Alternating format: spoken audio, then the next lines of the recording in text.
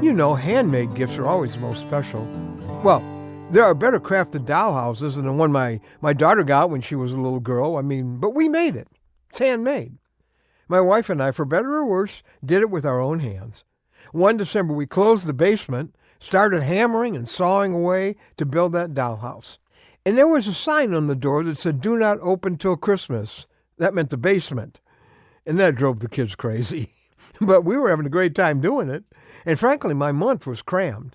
But even though the work we did was often really late and it took quite a few hours, especially since I'm not the neighborhood handyman, I enjoyed every minute of working on it. Did I get tired? Mm-hmm. Was I too busy to do that dollhouse? Yes.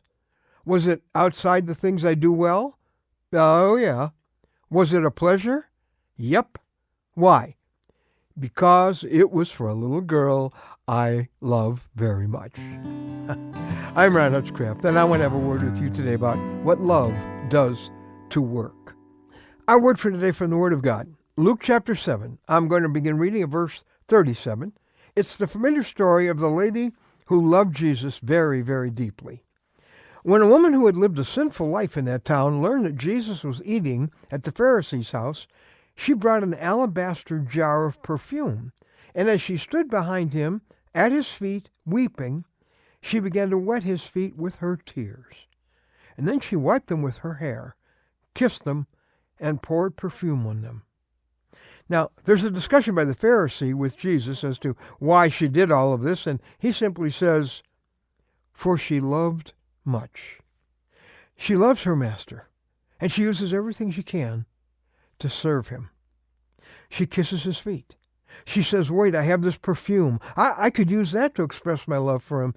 And she breaks open that perfume. She says, "I've got my hair. I can dry his feet with my hair." It's as if she's looking for everything she can use to love Jesus with it. Now there's a principle here. Work is so different when it's an act of loving worship instead of grudging duty. Colossians chapter 3, verse 23. It says, "Whatever you do, work at it with all your heart, as working for the Lord and not for men." And then it says, "It is the Lord Christ you are serving." Wow. Maybe you've just been cranking out your responsibilities lately, and it's joyless, it's drudgery. Maybe those who are around you would testify to hearing more complaining and negative talk lately. Well, it could be that you're working for the wrong person. No, I'm not talking about your boss. Don't do it for your boss. Don't do it for your company. Don't do it for your pastor, your church, your ministry, your teachers. Don't do it even for the children or your employees. See, work becomes lighter and more joyful when you begin each responsibility by saying, "Lord, I dedicate this everyday chore to you. I love you, and this job I'm doing it as an offering to you.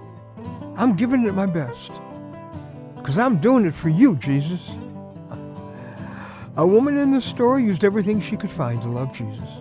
It's a beautiful picture, grabbing everything you do as something with which to love your master. You're busy, you're tired, maybe feeling inadequate like I did when I built that dollhouse, but it was for someone I really loved. Do your work for someone you really love. You may not love your work, but it makes a difference when you do your work for love.